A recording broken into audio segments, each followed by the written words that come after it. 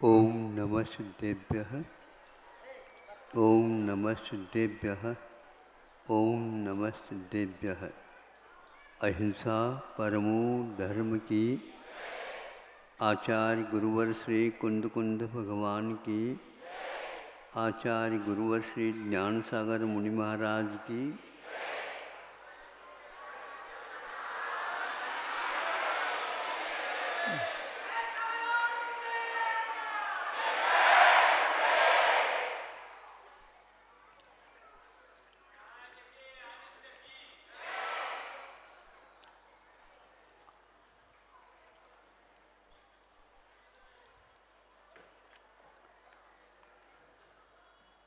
आप धर्म की साधना करते हैं, आराधना करते हैं और उसके प्रचार प्रसार में भी लगे हुए हैं। धर्म कहाँ रहता है, इसके बारे में संभव है हम लोगों के सिवा और किसके पास रह सकता है। इस प्रकार कहने वालों से हमारा कहना है, इस धारणा को आप पहले छोड़ दीजिए। मनुष्य ही एकमात्र धर्मात्मा बनता हो ऐसा नहीं। पशुओं में भी यह देखने को उपलब्ध होता है, किंतु वे अपने मुख से कुछ कह नहीं पाते। यदि कह भी देते हैं, उनकी भाषा हम लोगों को समझ में नहीं आती। फिर भी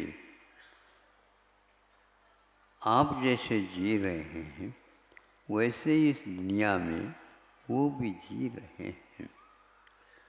यह जो कर्मों का खेल है और उसके उदय के कारण ऐसी पर्यायें मिलती है, लेकिन पर्यायों के साथ वह स्थिर हो ऐसा नियम नहीं है।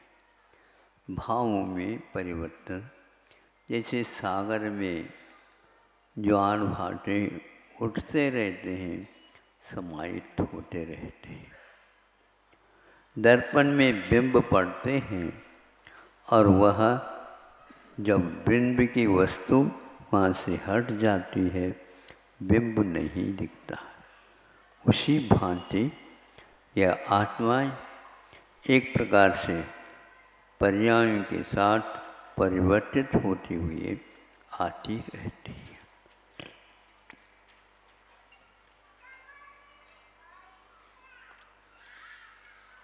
एक बार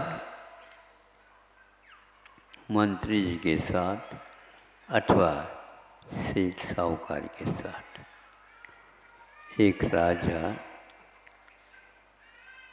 वैसे ही हवा खाने हेतु जाता है और उसके साथ वह सेठ भी हो जाता है, अथवा वह मंत्री भी हो जाता है।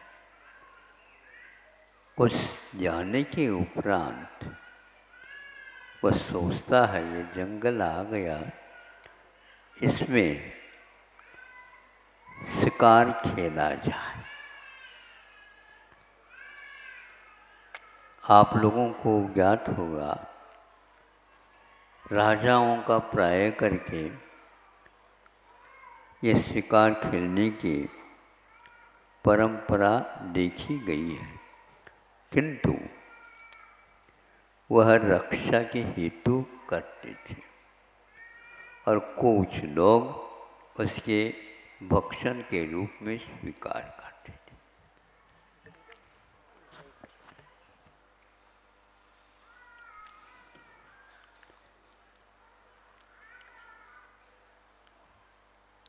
जब वह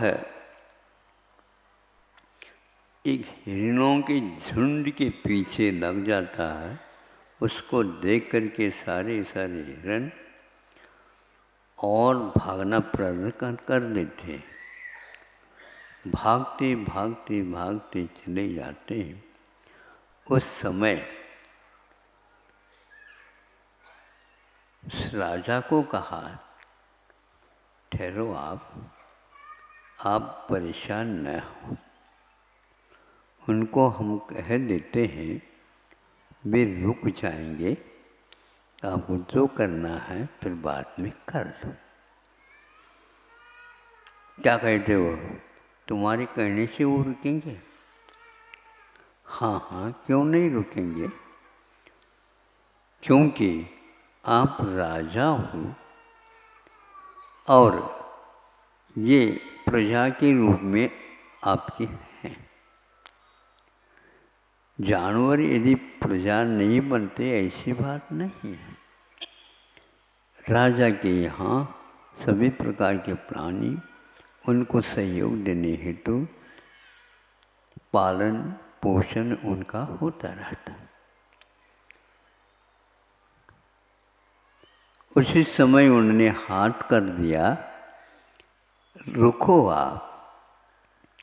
आपके रक्षक ही यदि भक्षक बन गए तो इसको आपको स्वीकार करना चाहिए। वो सारे झुंड 200 हिरणों की थी, रुक जाती। राजा को कहा, हाँ, आपको क्या करना है कर सकते हो। इसको सुन करके राजा के मन में भाव आया, ये कौन, हम नहीं समझ पा रहे थे और हमारे दरबार में ये रहता है। किंतु उस कुछ और मन में आ गया, एक बार और कर दे अवसर पर, और दोनों आ जाते लौट करके। भीतर ही भीतर घूमता रहा ये सब कुछ दृश्य राजा के मन में। एक दिन, यदि तुम अहिंसक हो और इनको मारने से आप इनकी रक्षा करते हो, तो हम विशेष रूप से ऐसे स्थान बनाएंगे जिस स्थान में आपको बुला दिया जाएगा। अगर उस समय आपको उसके बारे में क्या सोच है हमें समझ में आ जाएगा। आप अहिंसक यदि हैं तो उसमें भी परीक्षा में पास हो जाए। ठीक है, जैसे आप कहो, आप कह रहे हैं इतना ही पर्याप्त है। और कुछ दिन के बाद एक सिंह को प्रशिक्षित करके तैयार कर दिया गया और प्रशिक्षित इसलिए कहा जा रहा है कि उसे प्रशिक्षित होने के उपरांत जो हम कहेंगे वही वह करेगा। एक बार बुलाया गया सब जनों को और कहा, इसको आज हम विशेष रूप से मांसादिक का भक्षण न करा करके और कुछ चीज़ों को खिलाना जाए और उसमें आप लोग सब आमंत्रित हैं। सभी जनता हैरान हो गई कि उसको इसके बदले में कुछ और मिल रहा खाने को, और वह शेर को 2-3 दिन भूखे रखे। और जो व्यक्ति भूखा होता है वो क्या करेगा, और वो भी हिंसक है, और उसको पिंजरे में से बाहर निकाला गया। इनको यदि आप अहिंसक हो सबके ऊपर आपका प्रभाव है, तो इनको जिलेबे, लाडू और व्यंजन, और एक तरफ कड़ाह में दूध भरा हुआ रखा है, ये खिलाओ और पिलाओ, तो समझेंगे आप अहिंसक है। बहुत अच्छी बात है।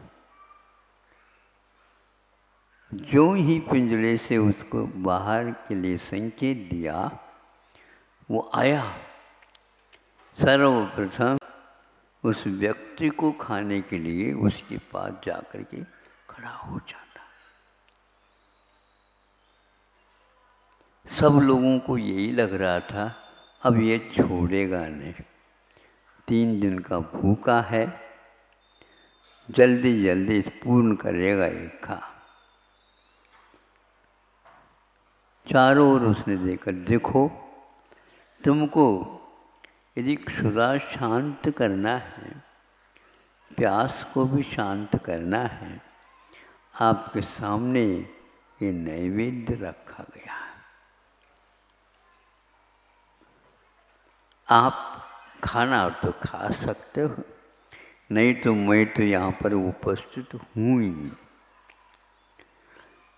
ये भाषा एक त्रियंच के सामने कही जा रही है। क्या आप लोगों ने सोचा है इसके बारे में? हाँ, भावों के माध्यम से सब कुछ समझाया जा सकता है। उनके कहने से, यूं करने से वो सारे खड़े हो गए और इस ओर आ गए। तो उसने वो छोड़ दिए इनको और जा कर के जिलेबी व्यंजन खाता रहा। फिर इसके उपरांत दूध को भी उसने पी लिया।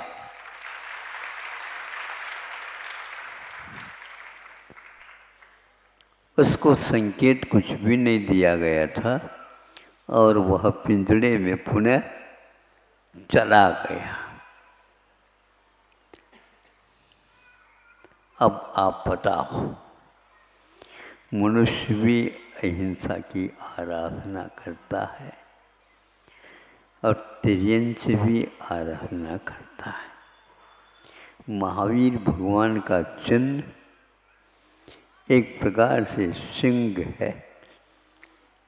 सर्वप्रथम वेदी के नीचे एक तरफ गाय और एक तरफ सिंह शेर है। अब आप समझो, शेर के दूध गाय का बछड़ा पी रहा है और शेरनी का वह छोटा सा शावक गाय का दूध पी रहा है। और ये दोनों सिंह और गाय वहाँ पर एक घाट पर पानी पी रहे हैं। किसका परिणाम है? जंगल में रहने वाले हिंस्र पशु, गाय एक प्रकार से पालतू प्राणी है, किंतु ये सब वात्सल्य का, मैत्री का, आप लोगों में प्राय करके यह मुखाग्र होगी, सत्वेषु मैत्री गुणेषु प्रमोदम क्लिष्टेषु जीवेषु कृपापरत्वं माध्यस्थभावं विपरीत वृत्तौ सदा ममात्मा विदधातु देव। हे भगवान, ये परिणाम मेरे संसारी जीवों के प्रति हमेशा बने रहे, सबके प्रति एक भाव मैत्री का रखना और जो गुणी है उनके प्रति प्रमोद भाव अभिव्यक्त करना। किंतु जो कष्ट में हैं उनके कष्ट दूर हो तो कैसे दूर हो? संसार बहुत बड़ा है, लेकिन हम यहाँ पर बैठे बैठे उनके बारे में सोच तो सकते हैं। इधर उधर की बातें तो आप करते रहते हो, बैठ करके ये भाव कर लें तो अवश्य इसका प्रभाव पड़ सकता है और पड़ता है।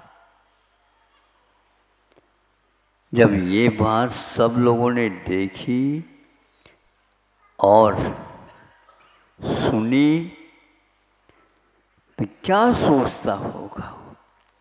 राजा ने कहा, मेरी गलती क्षम्य हो। हमारे राज्य में ऐसे भी सेठ साहूकार या मंत्री हैं जो अपने बारे में नहीं, सभी जीव मात्र के बारे में हमेशा सोचते रहते हैं, सोचते रहते हैं। ये वही व्यक्ति है जो अमरचंद दीवान है। ये राजस्थान की राजधानी रूप जयपुर है, गुलाब नगरी है, वहाँ पर हजारों की तादाद में परिवार अहिंसा की पूजा करते हुए रहते हैं। इतने महान नगर में भी इस प्रकार व्यक्तित्व रहता था, वहाँ का वह निवास था। यह उपन्यास नहीं, यह एक कथा भी नहीं, किंतु वह कथा बन गई अपने आप कि यह राजा का कर्तव्य है कि वह अहिंसा का पालन करे। और यदि राजा यथा राजा तथा प्रजा, इसमें कोई संदेह ही नहीं करना चाहिए। आज जैन समाज अपने अपने स्थानों पर भारतवर्ष ही नहीं, देश विदेशों में भी फैल गया है। आर्थिक दृष्टि से भी और अहिंसा की दृष्टि से भी वो वहाँ पर रहते हैं, प्रचार प्रसार कर रहे हैं। ये सुन करके आप लोगों को प्रसन्नता होगी। 40-45 अमेरिका में ऐसे विश्वविद्यालयों को चुना है और उनमें अनुसंधान के साथ जैन तत्व का अध्ययन कराने का संकल्प लिया है।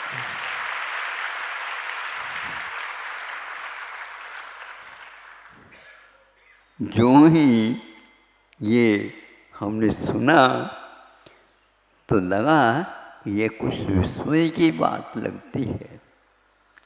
नहीं, कई व्यक्ति कहाँ पर क्या हो रहा है, कहाँ पर क्या योजना है, उसके बारे में सोचते रहते हैं और उसका संकलन करके जैन तत्व को 30 विषयों के साथ अनुसंधान के लिए भी चुना गया है। आप एक भी विश्वविद्यालय में इस प्रकार की व्यवस्था नहीं की है और वह अहिंसक देश तो नहीं है, लेकिन यहाँ से जाकर के बसने वालों की संख्या वहाँ पर भी है और वहाँ के राष्ट्रपति भी, जहाँ तक स्मरण है मुझे, भारत के ही एक निवासी सिद्ध हो गया है। इसी प्रकार इंग्लैंड में भी मुख्यमंत्री, महामंत्री, प्रधानमंत्री के रूप में चुन करके भारतीय एक सज्जन को वहाँ पर रखा है। हाँ? ऋषि सनत, ऋषि सनत ऐसे कोई गांव हो सकता नाम, लेकिन यह आपको सुन करके विचार में आ जाएगा कि जैन धर्म वस्तुतः किसी क्षेत्र से नहीं, किंतु अवश्य भारत की अपेक्षा से बरहेरावेशो, ये प्रतिदिन हम 3 बार प्रतिक्रमण पढ़ते हैं। इस भरत और ऐरावतों में जो कोई भी ऐसे क्षेत्र हैं उनको मेरा बार बार नमस्कार हो। यहाँ मुनि महाराज अपने मुख से बहुत सहर्ष के साथ उच्चरित करते हैं। अब ये सोचो उसके लिए कितनी राशि की आवश्यकता है। उन्होंने कहा 4.5 अरब की, यानी 450 करोड़ों की ये राशि वहाँ पर सर्वप्रथम 150 करोड़ की लगी जाएगी, फिर बाद में क्रम से उसके शेष राशि का भी उपयोग किया जाएगा। संभव है इसको और भी स्वरूप दिया जा सकता है। तो हर विषय पर वहाँ पर छाना जाएगा, शोधा जाएगा। और अहिंसा की महिमा, साधुओं की परंपरा कैसी है, क्या है, श्रावकों की परंपरा कैसी है, क्या है, वहाँ पर चिकित्सा के विषय में क्या चल रहा है, ये सारी बारीकी के साथ हजारों विद्यार्थी छात्रों को पढ़ाया जाएगा और शोध कराया जाएगा। अमेरिका ने आपसे कोई चंदा नहीं मांगी। आप चंदा घोषित भी करते हैं तो जब तक वो नहीं जाएगा आपके घर या फ़ोन, तब तक देख लेते हैं। आजकल तो दुकान तो बहुत धीरे चलती है, ऐसा कह करके आप लौटा सकते हैं। लेकिन उस देश ने यह किया, इसके पीछे उसका क्या उद्देश्य है? मैं तो ये सोच रहा हूँ, आप किसी भी विश्वविद्यालय में हिंदी के माध्यम से इस प्रकार के कार्य किए हो नहीं मालूम, लेकिन यहाँ हिंदी साहित्य और संस्कृत साहित्य के माध्यम से अनुसंधान किया जाएगा, इसमें कोई बात नहीं। ऐसे कई बार यह कुछ छोटी योजनाएं अमेरिका इत्यादि में घोषित थी, किंतु यह तो एक चौंकाने वाला विषय है कि ऐसा भारत के बारे में उन लोगों का सोच विचार है। विश्व में कहाँ पर गतिविधियाँ धर्म के विषय में, चिकित्सा के विषय में, शिक्षा के विषय में, शोध के क्षेत्र के विषय में योजनाएं बनती रहती है, लेकिन आज तक की योजना में यह बृहद योजना मानी जा सकती है।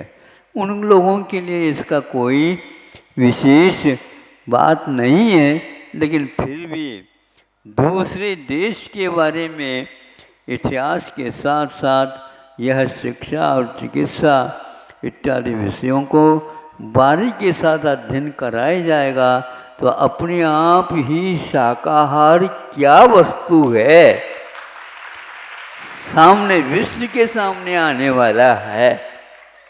एक ऐसा समय आया है जो बहुत विषम माना जा सकता है, लेकिन यह विषम नहीं, बहुत ही समतापूर्ण विषय हो गया है। ऐसे ही शोध हो रहे हैं चिकित्सा को लेकर के देश विदेशों में। कैंसर की बीमारी के लिए उन्होंने एक प्रकार से चुना, विश्व में कई देशों में उपवास करने की पद्धति तो रहती है, किंतु उन्होंने उस रोग की चिकित्सा के लिए उपवास को चुना है। प्रति वर्ष नहीं, प्रति मास नहीं, प्रति हफ्ता नहीं, यह निश्चित रूप से जैनियों के यहाँ उपवास करने की परंपरा तो अभी भी जीवित है। उपवास भी कर सकते हैं, ऐसे वर्षों पुरानी ये वस्तु है। हाँ, इससे क्या होता है? इससे यह होता है कि आरोग्य अपने आप ही ठीक होने लग जाता है। बिना दवाई के भी आप रोगों की चिकित्सा कर सकते हैं। ये क्या कर रहे हैं महाराज? हाँ बिल्कुल, गरीबों के लिए लाखों करोड़ रुपए व्यय करना संभव नहीं है, तो उसकी चिकित्सा कौन करेगा? भगवान की वाणी करेगी। तो उपवास करने से क्या होता है? उपवास के दिन आपको विस्मय होगा, लेकिन यह शोध का विषय बन चुका है। उसका क्या परिणाम निकलता है? परिणाम यह निकलता है कि जिस दिन उपवास करता है उस दिन उसके पेट में कुछ ऐसे तत्व रहते हैं नसों इत्यादि में, वह उस दिन बाहर आ जाते हैं। हार्मोन या शक्ति कोशिकाएं यूं समझ लो, जिसमें इस प्रकार का तत्व भरा हुआ रहता है, और उसके बाद वह पेट में अपना कार्य करना प्रारंभ कर देता। 24 घंटे में उसमें इस प्रकार का परिवर्तन होता है और पुनः वह अपने अपने स्थानों तक पहुंच जाते हैं। आप आहार कर लेते हैं, इसलिए वो कहते हैं कि नहीं, हमारा औषध उपवास के दिन ही काम करता है। यह सिद्ध हुआ। तो यहाँ जापान में अभी शोध किया गया है कि कोई व्यक्ति यदि कैंसर के ऊपर कुछ चिकित्सा करना चाहता है, उसको और कुछ भी नहीं करना है, उपवास की परंपरा को अपने जीवन में स्थान देना, इससे ठीक होगा। क्या होगा इससे? तो ये ध्यान को, जो वो कोशिकाएं जो कैंसर की भूमिका को अदा करती है, वो सारे सूख जाएंगे। वह सूख जाएंगे तो अपने आप ही बीज के अभाव में जैसा पौधा नहीं अंकुरित होता है, उसी प्रकार वह चीज़ है। और ऐसे यह प्रयोग वहाँ पर रात दिन नए नए होते ही चले जा रहे हैं। एक और है कि जो उपवास की चिकित्सा में उन्होंने चिकित्सा कैसे की है, 50-50, 30-30, 20-20 उपवास के साथ उस मरीज को ठीक करने का वह उपक्रम लिया है। यह किताब आज से लगभग 90 वर्ष पूर्व में प्रकाशित हो गई थी। वह योग से इसी महाराष्ट्र के किसी स्थान में पुस्तकालय में वो किताब मिली। मिलते ही हमने कहा ये बहुत ही उपयोगी वस्तु है, उसका प्रकाशन करवाए। इसको देख करके कि आयुर्वेद के जितने भी वैद्य हैं या शोध छात्र हैं और भी शोध कराने वाले हैं, इसको लेकर के चले गए। ये तो बहुत महत्वपूर्ण वस्तु है। इस प्रकार इतिहास में ये सारे आपको उपलब्ध होंगे। इसके अध्ययन करना तो भारतीय व्यक्तियों का काम ही नहीं। ये सुनते हैं कि जब यहाँ से पुस्तकें, शास्त्र आदि चले गए, हजारों खच्चरों के ऊपर इनको लाद करके जापान और जर्मनी देशों ने इसका उपयोग किया है। आज भी उनके यहाँ इसके बारे में, संस्कृत के बारे में अवश्य ही अनुसंधान और विश्लेषण आदि चालू है, लेकिन आप लोगों ने उनको इतने पुस्तकों का क्या किया, रद्दी में बेचा है। अच्छा लगता है क्या? मतलब आपको चाहिए ही पैसा, कहीं से भी आ जाए पैसा। रद्दी के मान करके उन्होंने लिया। रद्दी में इस प्रकार की किताबें मिलती हैं, उसको भी वो लेकर के गए और यहाँ शोध किया। आज भी सुनते हैं कि तत्वार सूत्र के ऊपर एक बहुत दुर्लभ टीका लिखी गई थी, जो कि स्वामी समंतभद्र महाराज जी का वह ग्रंथ है।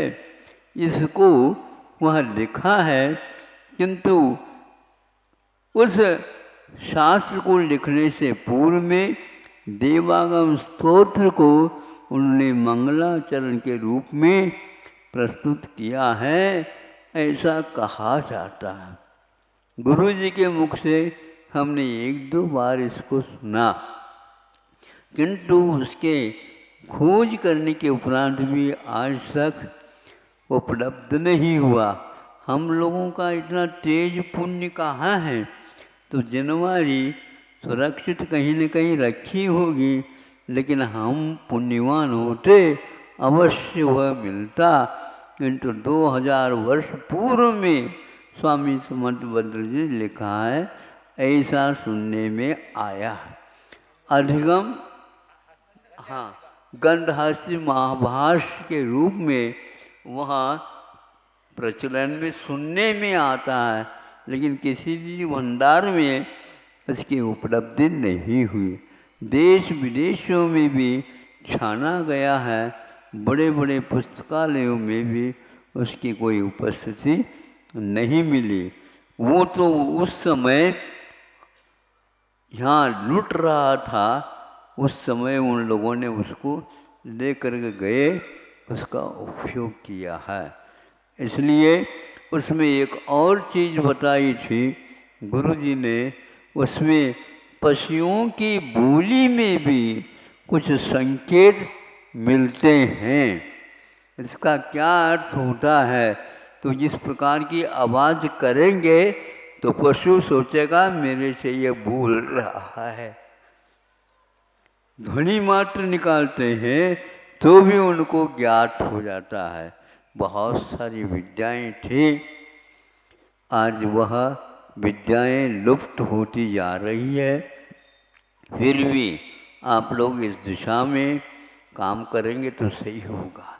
यदि इतने विश्वविद्यालयों में हिंदी को लेकर के कोई शोध करेगा तो आप सोचो, आपके यहाँ एक विश्वविद्यालय नहीं इस प्रकार काम करने वाला, और वहाँ पर इस 33 विषयों के ऊपर अनुसंधान सहित यह विषय पुष्ट हो रहा है।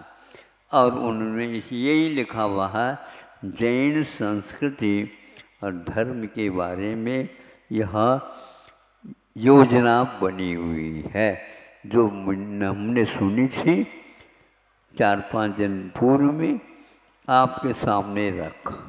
अभी आप पशुओं को उनकी भाषा में बोल करके काम करने के बारे में सुना अमरचंद दीवान के मुख से। ऐसी स्थिति में यह भावों की तरंगें जो जाती है वो अपने आप ही आ जाती है। उनके भी नाम होते हैं, उनको संबोधित करने के लिए उस नाम से कह दें तो वह बहुत दूर भी रहेगी गैया या भैंस, उस मालिक के पास अवश्य ही आ जाएगी। क्योंकि यह आपका रविवारी दिन है और भी शेष रविवार हैं, सामने पर्व भी आ रहा है। अब यहाँ पर व्यवस्था को आप देख रहे हैं, ऊपर से भी वह व्यवस्था हो रही है। प्रतिदिन 8-8 दिन हो गए, प्रतिदिन वह वर्षा होती है। सुनते हैं यहाँ पर इस इलाका में पानी की मात्रा कम है, लेकिन यहाँ पर पानी ही पानी हो रहा है।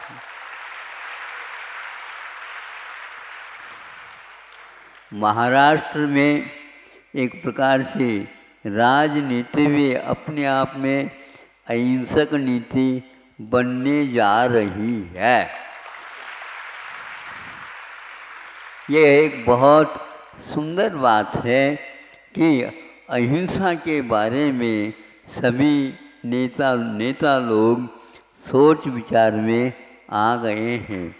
केंद्र में भी ये सोच विचार चल रहा है और विदेश में तो इसका उदाहरण आपके सामने आ ही गया है।